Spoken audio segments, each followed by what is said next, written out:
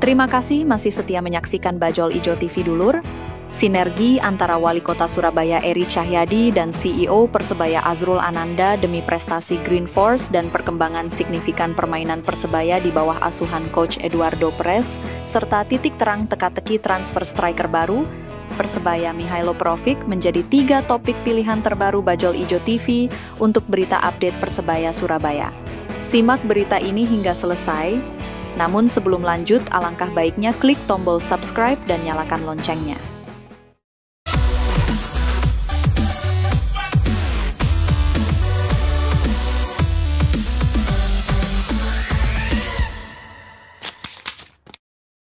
Keseriusan Wali Kota dan CEO Persebaya Surabaya. Apa yang membuat Persebaya Surabaya semakin kuat di musim ini? Apakah ada peran penting dari pemerintah kota Surabaya?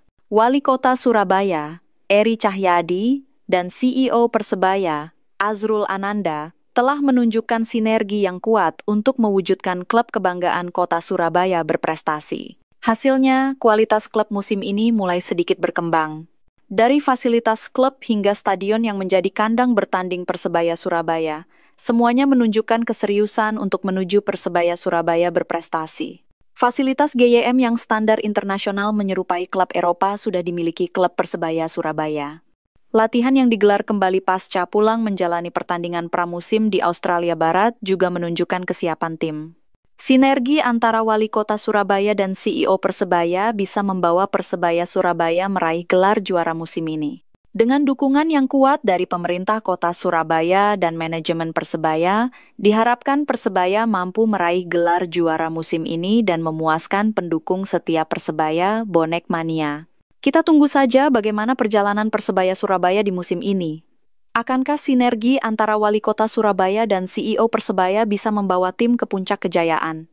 Menurut dulur Bonek, tanggapan kalian gimana dengan sinergi keseriusan antara Wali Kota Surabaya dan CEO Persebaya Surabaya? Tulis di kolom komentar.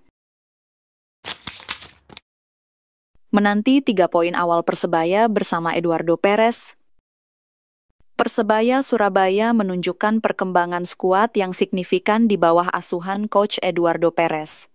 Apa yang membuat mereka begitu yakin untuk meraih gelar juara? Perubahan dari permainan long ball menjadi permainan cantik 1-2 sentuhan membuat Persebaya Surabaya terlihat lebih menarik.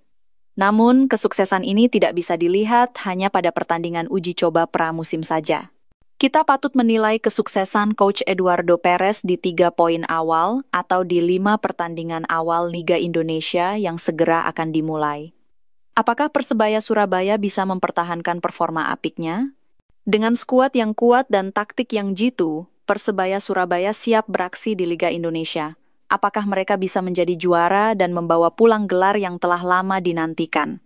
3 poin awal akan menjadi kunci kesuksesan Persebaya Surabaya di musim ini. Bersama Eduardo Perez, akankah mereka bisa memulai dengan baik dan mempertahankan momentum ini di Liga Indonesia? Gimana pendapat dulur Bonek? Tulis di kolom komentar. Teka-teki striker baru Persebaya Surabaya. Teka-teki soal masa depan striker Montenegro Mihailo Profic perlahan mulai menemukan titik terang. Penyerang yang pernah memperkuat FK Jezero itu dikabarkan bakal diperkenalkan sebagai pemain baru Persebaya Surabaya saat laga launching melawan PSS Sleman. Laga Persebaya Surabaya kontra PSS Sleman dijadwalkan berlangsung pada Jumat, 19 Juli 2025, pukul 19.00 WIB di Stadion Gelora Bung Tomo. Momen ini diyakini menjadi panggung perkenalan resmi bagi Profic setelah rumor panjang yang menyelimuti transfernya. Hingga Selasa, 15 Juli 2025, Persebaya Surabaya memang belum meresmikan Profic secara terbuka. Namun, tanda-tanda kehadirannya di skuad Green Force semakin kuat dan tak terbantahkan. Salah satu sinyal paling mencolok adalah follow yang diberikan Mihailo ke akun Instagram resmi Persebaya Surabaya. Mihailo Profic bakal menjadi nama ke-8 yang akan memperkuat lini depan tim kebanggaan Bonek. Langkah Persebaya Surabaya mendatangkan striker baru ini cukup strategis, mengingat jadwal pertandingan Super League yang semakin dekat. Laga Persebaya versus PSIM jadi opening ceremony. Kompetisi kasta tertinggi sepak bola Indonesia, Super League, Liga 1, 2025-2026 akhirnya mendapat titik terang. Operator kompetisi, I-League, secara resmi merilis jadwal lengkap yang akan dimulai pada Jumat, 8 Agustus 2025. Menariknya, laga pembuka Super League bukanlah pertandingan yang menjadi panggung opening ceremony. I-League menyebut seremoni pembukaan akan digelar di laga Persebaya Surabaya melawan PSIM Yogyakarta. Duel klasik antara Bajul Ijo kontra Elang Jawa itu akan dihelat di Stadion Gelora Bung Tomo, Surabaya. Kick-off pertandingan dijadwalkan pukul 19 waktu Indonesia Barat dan akan disiarkan secara langsung. Bocoran mengenai laga Persebaya Surabaya kontra PSIM Yogyakarta sebelumnya sempat beredar di media sosial. Namun kini telah dipastikan melalui laman resmi I-League sebagai laga kehormatan pembuka musim. Momen ini jelas menjadi kehormatan tersendiri bagi Persebaya Surabaya sebagai tuan rumah opening ceremony. GBT pun kembali dipercaya menjadi magnet pembuka musim seperti beberapa tahun lalu. Musim ketiga Kadek Raditya di Persebaya. Kadek Raditya dipastikan masih jadi pilar di sektor pertahanan Persebaya Surabaya di Super League 2025-2026. Dia secara resmi memperpanjang kontrak bersama Bajul Ijo untuk mengarungi musim baru. Ini menandai musim ketiganya mengenakan seragam kebanggaan Persebaya Surabaya. Sejak merapat ke Persebaya pada 2023, bek asal Bali tersebut telah menjelma menjadi figur krusial dalam mengawal area pertahanan tim. Pada musim sebelumnya, catatan statistiknya cukup impresif dengan 28 kali penampilan, dihiasi 26 tackle sukses, 63 intercept vital, dan 55 sapuan bersih yang mengamankan gawang. Penampilan solidnya di lapangan kerap membuatnya menjadi pilihan utama untuk menjaga jantung pertahanan. Tak peduli apakah ia berduet dengan Slavko Damjanovic ataupun Daim Dimov. Dejan Tumbas geser posisi Mikael Tata sebagai bek kiri.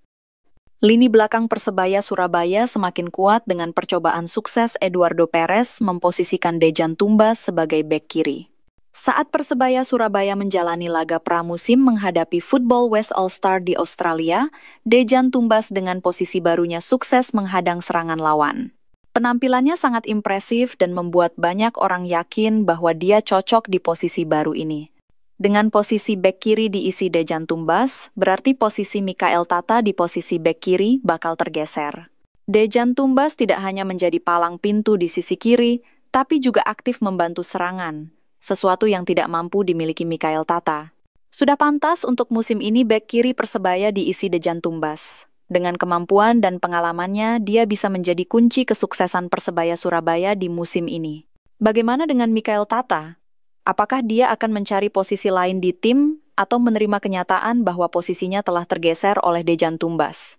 Kalau menurut Dulur, layakkah Dejan Tumbas menggantikan posisi Mikael Tata di bek kiri? Tulis pendapat kalian di kolom komentar.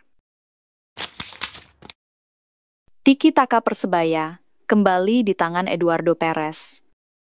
Permainan khas Persebaya Surabaya kembali lagi, dan kali ini di tangan sang juru taktik asal Spanyol, Eduardo Perez Moran. Permainan Tiki Taka yang sempat hilang kini kembali lagi, dan kesuksesannya tidak lepas dari peran pelatih fisik, Shin Sang-ju.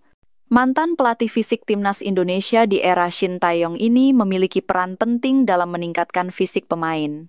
Permainan Tiki Taka tidak akan bisa terwujud jika fisik pemain tidak bagus. Namun dengan kombinasi antara taktik Eduardo Perez Moran dan pelatihan fisik Shin Sang-ju, permainan Persebaya Surabaya kini terlihat lebih cantik dan enak ditonton. Kembalinya permainan khas Persebaya ini sudah dipastikan akan menambah ketertarikan penggemar, khususnya bonek dan bonita, untuk menonton langsung tim kebanggaan mereka bertanding di kandang, Stadion Gelora Bung Tomo. Jika bonek dan bonita sudah kembali tertarik lagi menonton tim kebanggaan mereka, sudah dipastikan Stadion Gelora Bung Tomo akan dipenuhi lagi oleh mereka di musim ini. Apakah Persebaya Surabaya bisa mempertahankan performa ini hingga akhir musim nanti? Kita tunggu saja bagaimana perjalanan Persebaya Surabaya di musim ini. Apakah mereka bisa menjadi juara dan membawa pulang gelar yang telah lama dinantikan oleh bonek dan bonita? Gimana bonek dan bonita? Sudah tertarik lagi tidak untuk mendukung tim kebanggaan Kalin di Stadion Gelora Bung Tomo? Tulis jawabanmu di kolom komentar.